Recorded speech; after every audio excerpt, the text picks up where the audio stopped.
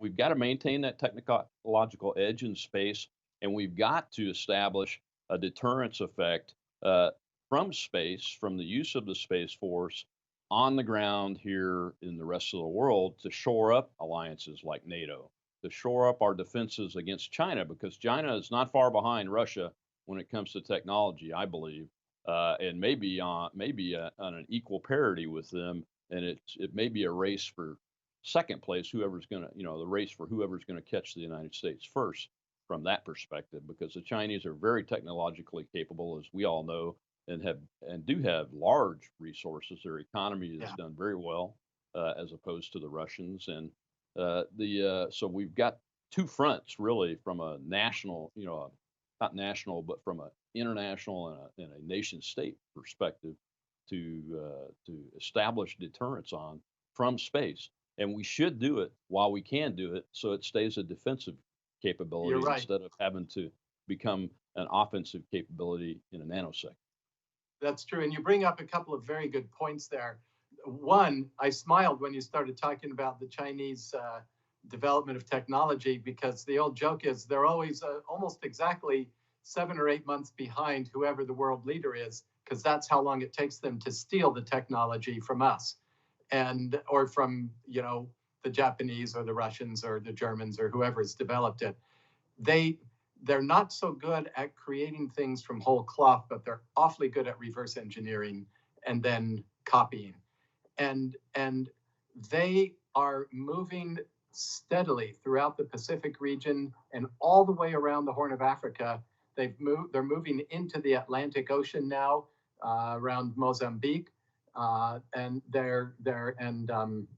Angola. They're moving around Angola and establishing bases. They call it the string of pearls strategy, establishing a string of naval bases all around the coast of Africa. And they're creating aircraft carriers, and they have the ability now to project power outside the Middle Kingdom in a way that they never have.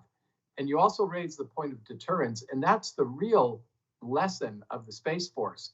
Um, President Obama did absolutely nothing anytime another country committed aggression, an enemy country committed aggression against a neighbor, and and he practically held the door open for Russia while they invaded one country after another.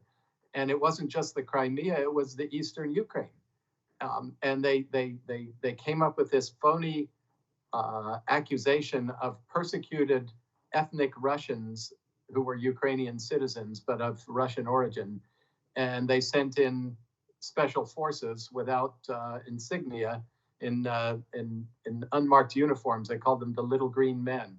Well, there are attorneys in Latvia right now filing cases one right after another on behalf of ethnic Russians alleging discrimination, and building case after case, so that when Russia wants to invade Latvia, they can say they're defending the rights of persecuted ethnic Russians in Latvia. They are doing the same thing in every country that they salted when it was the Soviet Union, and they ran Eastern and Central Europe, and they brought in, I call it's like salting the mine. They salted these countries with Russians, and those Russians and their descendants are now there, and they are ready to be provocateurs. They're ready to say, "Yeah, we're victims. Come save us," and that gives Russia a plausible motive for coming in to save their people.